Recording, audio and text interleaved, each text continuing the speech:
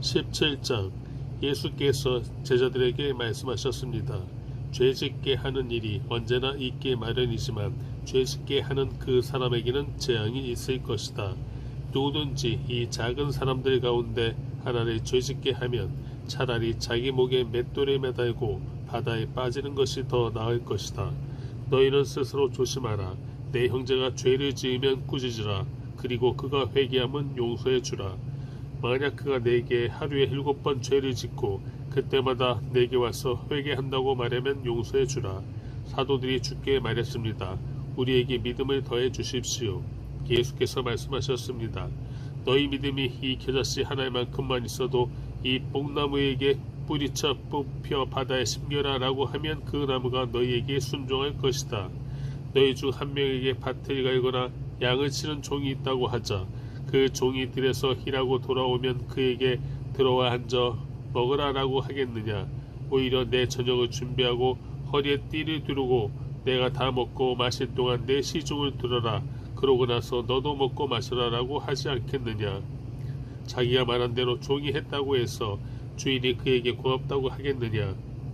이와 같이 너희도 명령받은 대로 다 마치고 나서 우리는 쓸모없는 종입니다. 그저 할 일을 했을 뿐입니다. 라고 말해야 한다. 예수께서 예루살렘으로 가시는 길에 사마리아와 갈릴리 사이로 지나가시게 됐습니다. 예수께서 한 마을에 들어가시다가 10명의 나병 환자를 만나셨습니다. 그들이 멀찍이 서서 큰 소리로 외쳤습니다. 예수 선생님, 저희를 불쌍히 여겨 주십시오. 예수께서 그들을 보고 말씀하셨습니다. 제사장들에게 가서 너희 몸을 보이라. 그러자 그들은 가는 도중에 몸이 깨끗해졌습니다. 그들 중 한 사람은 자기 병이 나은 것을 보고 큰 소리로 하나님께 영광을 돌리며 돌아왔습니다. 그는 예수의 발 앞에 엎드려 감사했습니다. 그는 사마리아 사람이었습니다. 예수께서 물으셨습니다. 10명이 깨끗해지지 않았느냐? 그런데 9명은 어디에 있느냐? 이 이방 사람 말고는 하나님께 영광을 돌리려고 되돌아온 사람이 없단 말이냐. 그리고 예수께서 그에게 말씀하셨습니다. 일어나 가거라. 내 믿음이 너를 구원했다. 바리새파 사람들이 하나님 나라가 언제 올 것인지 물어보자 예수께서 대답하셨습니다. 하나님 나라는 눈으로 볼 수 있는 모습으로 오지 않는다. 또한 보라 여기에 있다. 보라 저기에 있다 하고 말할 수도 없다. 하나님 나라는 너희 안에 있기 때문이다. 그리고 제자들에게 말씀하셨습니다. 너희가 인자의 날들 중 단 하루라도 보고 싶어 할 때가 오겠으나 보지 못할 것이다. 사람들이 너희에게 보라 저기에 있다. 보라 여기에 있다 해도 너희는 그들을 따라 나서지 말고 찾아다니지도 말라. 마치 번개가 하늘 끝에서 저 끝까지 번쩍거리며 비치는 것처럼 인자도 자기의 날에 그러할 것이다. 그러나 인자는 먼저 많은 고난을 당하고 이 세대에게 버림받아야 한다. 인자의 때는 노아의 때와 같을 것이다. 노아가 방주 안으로 들어가던 날까지 사람들은 먹고 마시고 장가가고 시집가고 했다. 그리고 홍수가 일어나 그들을 모두 쓸어가 버렸다. 롯의 날에도 마찬가지였다. 사람들은 먹고 마시고 사고 팔고 나무를 심고 집을 지었다. 그러나 롯이 소돔을 떠나던 날에 하늘에서 불과 유황이 비처럼 쏟아져 그들 모두를 멸망시켰다. 인자가 나타날 그날도 이와 같을 것이다. 그날에 지붕 위에 있는 사람은 자기 물건이 집 안에 있더라도 가지러 내려가서는 안 된다. 이와 같이 들에 있는 사람도 무언가 가지러 집으로 돌아가서는 안 된다. 롯의 아내를 기억해 보라. 누구든지 자기 생명을 구하려는 사람은 잃을 것이요 누구든지 자기 생명을 잃는 사람은 보존할 것이다. 내가 너희에게 말한다. 그날 밤에는 두 사람이 한 침대에서 자다가 하나는 취해질 것이고 하나는 남겨질 것이다. 두 여인이 함께 곡식을 갈다가도 하나는 취해질 것이고 하나는 남겨질 것이다. 제자들이 물었습니다. 주여 이런 일이 어디서 있겠습니까? 예수께서 대답하셨습니다. 시체가 있는 곳에 독수리가 모여들 것이다. 18장. 예수께서는 제자들이 항상 기도하며 포기하지 않도록 하시려고 비유를 말씀하셨습니다. 어느 마을에 하나님을 두려워하지도 않고 사람을 무시하는 재판관이 있었다. 그리고 그 마을에 한 과부가 있었는데 그 여인은 수시로 재판관에 찾아와 내 원수에게 원한을 갚아 주십시오라고 간청하는 것이었다. 한동안 재판관은 들은 척도 하지 않다가 마침내 이런 생각이 들었다. 내가 하나님을 두려워하지 않고 사람을 무시하지만 이 과부가 자꾸 와서 나를 귀찮게 하니 이 여인의 간청을 들어주어야겠다. 그러지 않으면 계속 나를 찾아와 괴롭힐 것이다. 주께서 말씀하셨습니다. 너희는 이 불의한 재판관이 말한 것을 들으라. 하나님께서 밤낮으로 부르짖는 그 택하신 백성들의 원한을 갚지 않으시고 오랫동안 모른 체하며 내버려 두시겠느냐. 내가 너희에게 말한다. 하나님은 속히 그들의 원한을 풀어주실 것이다. 그러나 인자가 올 때 이 세상에서 믿음을 찾아볼 수 있겠느냐. 자기가 의롭다고 생각하며 다른 사람들을 업신여기는 몇몇 사람들에게 예수께서 이런 비유를 들려주셨습니다. 두 사람이 기도하러 성전에 올라갔다. 한 사람은 바리새파 사람이었고 또 다른 사람은 세리였다. 바리새파 사람은 서서 자신에 대해 이렇게 기도했다. 하나님, 저는 다른 사람들 곧 남의 것을 빼앗는 사람이나 불의한 사람이나 가늠하는 사람과 같지 않고 이 세리와도 같지 않음을 감사합니다. 저는 일주일에 2번씩 금식하고 얻은 모든 것에 11조를 냅니다. 그러나 세리는 멀찍이 서서 하늘을 쳐다볼 엄두도 내지 못하고는 가슴을 치며 말했다. 하나님, 이 죄인에게 자비를 베풀어 주십시오. 내가 너희에게 말한다. 이 사람이 저 바리새파 사람보다 오히려 의롭다는 인정을 받고 집으로 돌아갔다. 누구든지 자기를 높이는 사람은 낮아질 것이요 자기를 낮추는 사람은 높아질 것이다. 사람들이 아기들을 예수께 데려와 만져주시기를 원했습니다. 제자들은 이 광경을 보고 그들을 꾸짖었습니다. 그러나 예수께서는 그 아이들을 불러 말씀하셨습니다. 어린아이들이 내게로 오는 것을 허락하고 막지 말라. 하나님 나라는 이런 어린아이들의 것이다. 내가 진실로 너희에게 말한다. 누구든지 어린아이와 같이 하나님 나라를 받아들이지 않는 사람은 거기에 들어가지 못할 것이다. 어떤 지도자가 예수께 물었습니다. 선하신 선생님, 영생을 얻으려면 제가 어떻게 해야 합니까? 예수께서 대답하셨습니다. 내가 왜 나를 선하다고 하느냐? 오직 하나님 외에는 선한 분이 없다. 간음하지 말라, 살인하지 말라, 도둑질하지 말라, 거짓 증언하지 말라, 내 부모를 공경하라라는 계명을 내가 알고 있다. 그가 말했습니다. 그런 모든 것은 제가 어려서부터 다 지켰습니다. 이 말을 듣고 예수께서 말씀하셨습니다. 내게 아직 부족한 것이 한 가지 있다. 내가 가진 것을 모두 팔아 가난한 사람들에게 나눠주어라. 그러면 하늘에서 보물을 가질 것이다. 그 후에 와서 나를 따라라. 그 사람은 이 말씀을 듣고 슬픔에 깊이 잠겼습니다. 그가 큰 부자였기 때문입니다. 예수께서 그를 쳐다보고 말씀하셨습니다. 부자들이 하나님 나라에 들어가기가 얼마나 어려운지 모른다. 부자가 하나님 나라에 들어가는 것보다 낙타가 바늘구멍으로 지나가는 것이 더 쉽다. 이 말씀을 듣고 있던 사람들이 물었습니다. 그러면 누가 구원받을 수 있겠습니까? 예수께서 대답하셨습니다. 사람이 할 수 없는 일을 하나님께서는 하실 수 있다. 베드로가 예수께 말했습니다. 보십시오. 저희는 가진 것을 모두 버리고 주를 따랐습니다. 예수께서 그들에게 말씀하셨습니다. 내가 진실로 너희에게 말한다. 하나님 나라를 위해 집이나 아내나 형제나 부모나 자식을 버린 사람은 이 세상에서 여러 배로 받을 것이요 또한 오는 세상에서 영생을 받을 것이다. 예수께서는 12 제자를 곁에 불러놓고 말씀하셨습니다. 보라, 우리는 예루살렘으로 올라간다. 예언자들이 인자에 대해 기록한 모든 것이 이루어질 것이다.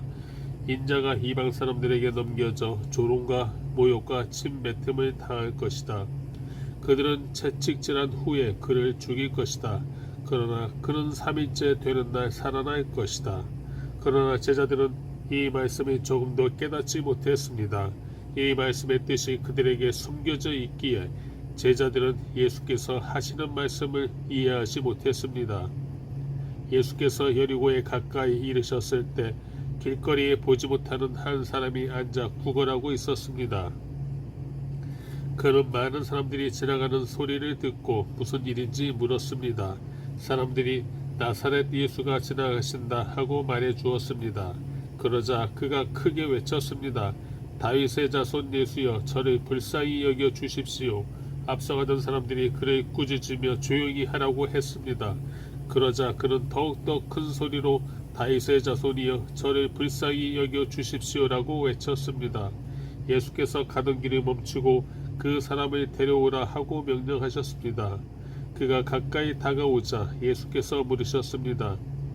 내가 네게 무엇을 해 주기를 원하느냐? 그가 대답했습니다. 주여, 다시 보고 싶습니다. 예수께서 그에게 말씀하셨습니다. 눈을 떠라, 내 믿음이 너를 구원했다. 그러자 그는 곧 보게 됐고 하나님께 영광을 돌리며 예수를 따라갔습니다. 이 광경을 본 사람들도 모두 하나님의 찬양했습니다. 19장. 예수께서 여리고에 들어가 거리를 지나가고 계셨는데 여리고에는 삭개오라는 사람이 있었습니다. 그는 세리장이고 부자였습니다. 삭개오는 예수께서 어떤 분인지 보려고 했으나 많은 사람들 때문에 볼 수가 없었습니다. 그는 키가 작았기 때문입니다. 그는 예수를 잘 보기 위해 먼저 달려가 뽕나무 위로 올라갔습니다. 예수께서 그 길로 지나가실 것이기 때문이었습니다. 예수께서 그곳에 이르셨을 때 위를 올려다보며 삭개오에게 말씀하셨습니다. 삭개오야, 어서 내려오너라. 내가 오늘 내 집에서 묵어야겠다. 삭개오는 얼른 내려와 기뻐하면서 예수를 맞이했습니다. 그런데 사람들은 이 광경을 보고 모두 수군거렸습니다. 그가 죄인의 집에 묵으려고 들어갔다. 삭개오는 서서 주께 말했습니다. 주여, 보십시오. 제 소유물의 반을 떼어 가난한 사람들에게 주겠습니다. 누군가를 속여 얻은 것이 있다면 4배로 갚겠습니다. 예수께서 삭개오에게 말씀하셨습니다. 오늘 구원이 이 집에 이르렀다. 이 사람도 아브라함의 자손이다.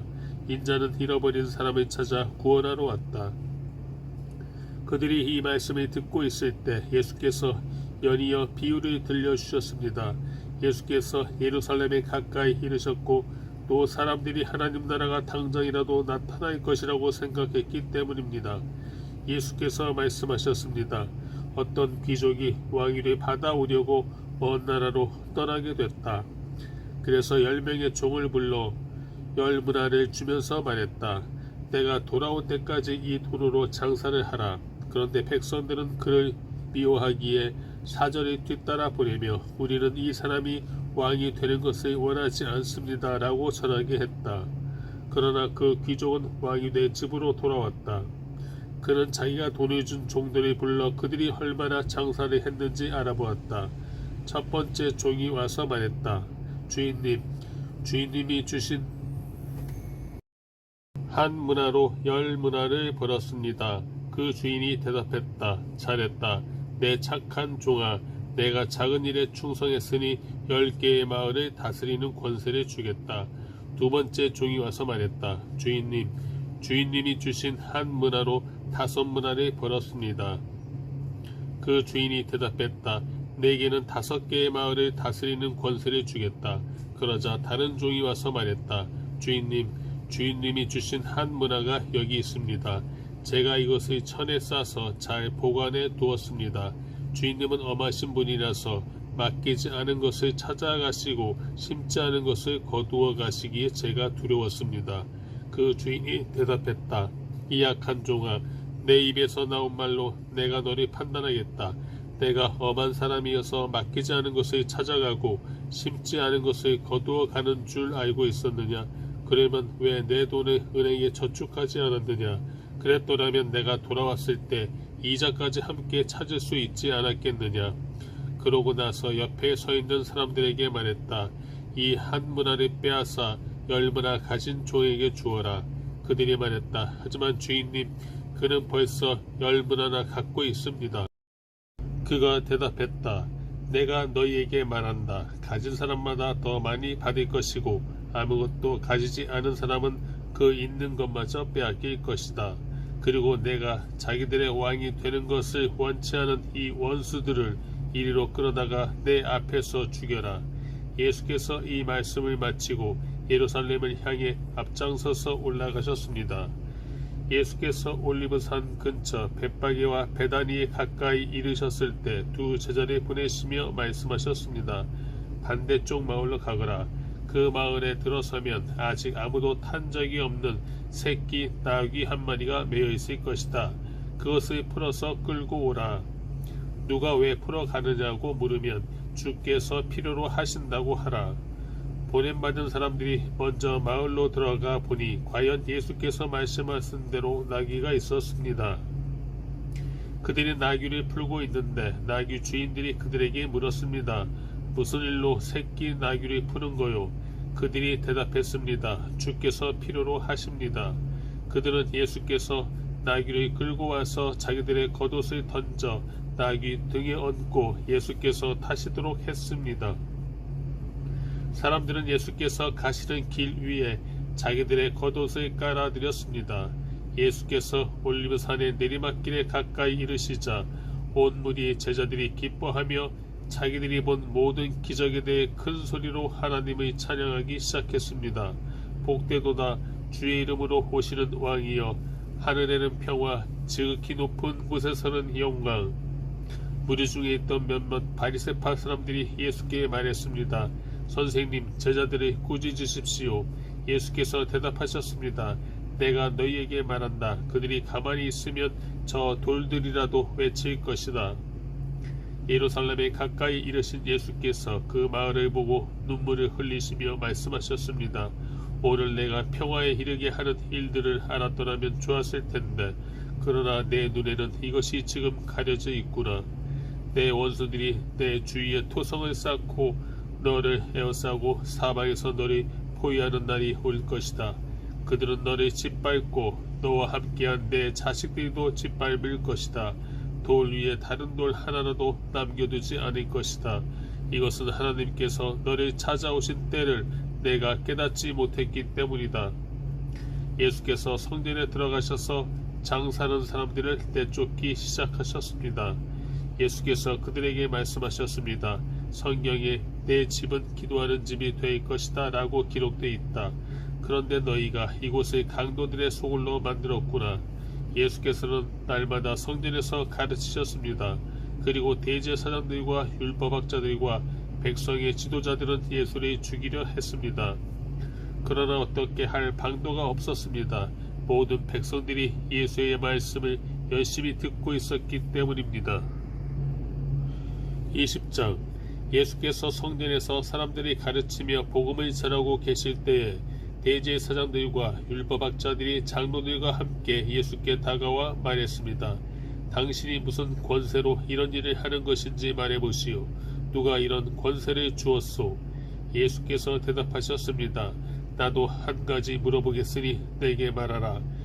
요한의 침례가 하늘로부터 왔느냐 아니면 사람으로부터 왔느냐? 그들은 서로 의논하며 말했습니다.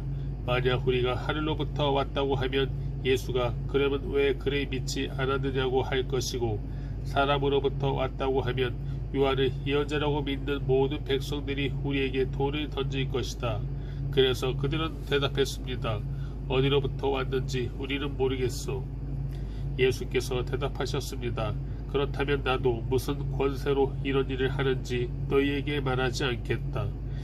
예수께서는 사람들에게 이런 비유를 들려주셨습니다. 어떤 사람이 포도원을 만들어 농부들에게 세를 주고 오랫동안 떠나 있었다. 포도를 수확할 때가 되자 그는 종을 농부들에게 보내 열매 소출의 얼마를 받아오라고 했다. 그러나 농부들은 그를 때리고 빈손으로 보내버렸다. 주인은 다른 종을 보냈다. 그러나 그들은 그 종도 때리고 모욕하고 빈손으로 돌려보냈다. 주인은 세 번째 종을 보냈지만 농부들은 그 종마저 상처를 입혀 쫓아보냈다. 그러자 포도원 주인이 말했다. 이제 어떻게 할까? 사랑하는 내 아들을 보내야겠다. 아마도 내 아들은 존중하겠지. 그러나 농부들은 그를 보자 서로 의논하며 말했다. 이 사람은 상속자니 그를 죽이자. 그러면 그 유산이 우리 것이 될 것이다. 이렇게 해서 그들은 아들을 포도원 밖으로 끌어내 죽였다. 그렇다면 이 포도원 주인은 그들에게 어떻게 하겠느냐? 주인이 와서 그 농부들을 죽이고 포도원을 다른 농부들에게 줄 것이다. 사람들은 이 이야기를 듣고 말했습니다. 이런 일은 절대 없었으면 좋겠습니다. 예수께서는 그들을 똑바로 쳐다보고 말씀하셨습니다. 그렇다면 건축자들이 버린 돌이 모퉁이의 머릿돌이 됐다라고 기록된 말씀이 무슨 뜻이겠느냐? 누구든지 이 돌 위에 떨어지는 사람마다 부서질 것이며 이 돌이 어느 사람 위에 떨어지든지 맞는 사람은 가루가 되고 말 것이다. 율법학자들과 대제사장들은 이 비유가 자기들이 가리켜 하시는 말씀인 것을 알고 당장 예수를 체포할 방도를 모색했습니다. 그러나 그들은 백성들을 두려워했습니다. 기회를 엿보던 그들은 첩자들을 보내어 의로운 사람들인 채 행동하도록 했습니다. 그리고 예수의 말씀에 트집을 잡아 결국 권력 있는 총독에게 넘겨주려는 속셈이었습니다. 첩자들이 예수께 물었습니다. 선생님, 선생님의 말씀과 가르침이 옳은 줄 저희가 압니다. 또 사람의 겉모습으로 판단하지 않고 언제나 진리에 따라 하나님의 길을 가르치시는 것도 압니다. 저희가 가이사에게 세금을 내는 것이 옳습니까? 옳지 않습니까? 예수께서 그들의 겉과 속이 다름을 꿰뚫어보고 말씀하셨습니다. 데나리오를 나에게 보여다오. 동전에 있는 얼굴과 새겨진 글자가 누구의 것이냐? 그들은 가이사의 것입니다. 라고 대답했습니다. 예수께서 그들에게 말씀하셨습니다. 그렇다면 가이사의 것은 가이사에게 바치고 하나님의 것은 하나님께 바치라. 그들은 사람들 앞에서 예수의 말씀에 트집을 잡을 수 없었습니다. 오히려 예수의 대답에 놀라 말문이 막혀버렸습니다. 부활이란 없다고 말하는 어떤 사두개파 사람들이 찾아와 예수께 질문했습니다. 그들이 말했습니다. 선생님, 모세의 기록에 따르면 형이 자식 없이 아내를 두고 죽으면 그 동생이 과부가 된 형수와 결혼해 형 대신 자식을 낳아야 한다라고 했습니다. 그런데 7 형제가 있었습니다. 첫째가 아내를 얻어서 살다가 자식 없이 죽었습니다. 그리고 둘째가 형수를 아내로 얻어 살다가 역시 자식 없이 죽었습니다. 그 다음에 셋째가 그 형수와 결혼했고 이런 식으로 해서 7째까지 다 자식 없이 죽었습니다. 그리고 마침내 그 여인도 죽었습니다. 그렇다면 7 형제가 모두 이 여인과 결혼했으니 부활 때 이 여인은 누구의 아내가 되는 것입니까? 예수께서 대답하셨습니다. 이 세상 사람들은 시집가고 장가간다. 그러나 저 세상과 죽은 사람 가운데 부활에 합당하다고 여겨지는 사람들은 시집도 가지 않고 장가도 가지 않을 것이다. 그들은 천사들과 같아 다시는 죽는 일도 없다. 그들은 부활의 자녀이므로 하나님의 자녀인 것이다. 모세도 가시떨기나무를 언급하는 곳에서 죽은 사람들이 살아나는 것을 보여주었다. 그는 주를 아브라함의 하나님, 이삭의 하나님, 야곱의 하나님이라고 부르고 있다. 하나님께서는 죽은 사람들의 하나님이 아니라 살아있는 사람들의 하나님이시기 때문이다. 모든 사람이 하나님께는 살아있다. 몇몇 율법학자들이 말했습니다. 선생님, 옳은 말씀입니다. 그들은 감히 예수께 더 이상 질문할 엄두를 내지 못했습니다. 예수께서 그들에게 말씀하셨습니다. 사람들이 왜 그리스도를 다윗의 자손이라 말하느냐? 다윗이 시편을 통해 직접 말했다. 주님께서 내 주께 말씀하셨다. 내가 내 원수들을 내 발 아래 굴복시킬 때까지 너는 내 오른편에 앉아 있어라. 다윗이 그리스도를 주라 부르는데 어떻게 그리스도가 다윗의 자손이 되겠느냐? 모든 사람이 듣고 있을 때 예수께서 제자들에게 말씀하셨습니다. 율법 학자들을 주의하라. 그들은 긴 옷을 입고 다니기를 좋아한다. 또 시장에서 인사받는 것과 회당과 잔치의 윗자리 차지하기를 좋아한다. 그들은 과부의 가산을 통째로 삼키고 남에게 보이려고 길게 기도한다. 이들이 더 엄한 심판을 받을 것이다.